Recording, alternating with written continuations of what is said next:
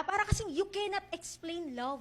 Tama? Pag may nagtanong, bakit mo ako mahal? Hindi ko rin alam, di ba? O yung mga nagmahal dyan, di ba? Nung mahal na mahal nyo, kilig na kilig kayo. Tama? Nung asawa nyo na, nanginginig na kayo.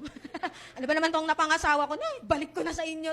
Ano ba naman, saan ka ba pinaglihi, di ba? Tapos kunyari, asawa mo lagi pang nakasimangot, pinaglihi ka ba sa sama ng loob? Araw-araw na lang nakasimangot ka, di ba? So, yun, tinuturuan tayo ng Panginoon to understand what love is. Ito, sabi dyan in John 3:16, for God so loved the world that He gave His one and only Son, that whoever believes in Him shall not perish but have eternal life. Kanina dyan, for God so loved. Paano naging definition ng Panginoon yung love na yan? Sabi dyan, for God so loved the world. Tayong lahat yon. Kasi dati, kapag may ginagawa kang mali, sa tingin mo ba mahal ka ng Lord? Di ba nung wala pa tayo sa church? Meron akong family member dati, ayaw na pumasok sa church kasi sabi niya, papasok lang ako pag mabait na ako.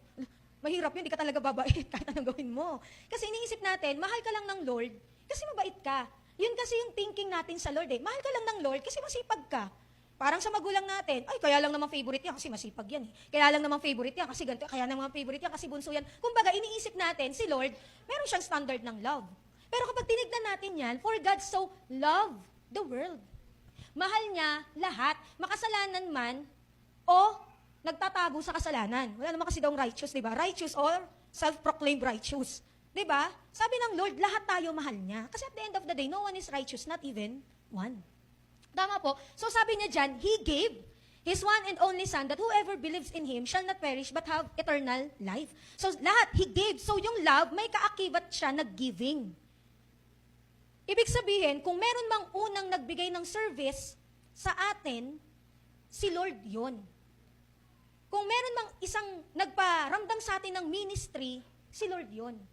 Kung meron mang talagang mag-e-example ng love, si Lord yun. So, true love. Kaya nga, hindi ka dapat naghahanap ng true love. Yung true love, dapat binibigay mo true love. Naintindihan po natin, you don't look for true love, you give true love. And paano mo malalaman yung definition ng true love? Balik ka sa Bible. Sabi nga dyan, love, He gave. Hindi niya love, I receive. For God so loved the world, that's why He received all of your offerings. Hindi. For God so loved the world that He gave what He can offer. And that is His one and only Son.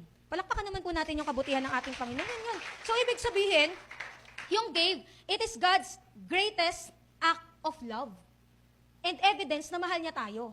Ibig sabihin yung gave, greatest yun. Kaya nga dakilang pag-ibig, di ba? Hindi lang siya basta pag-ibig, talagang dakila kasi binigay niya.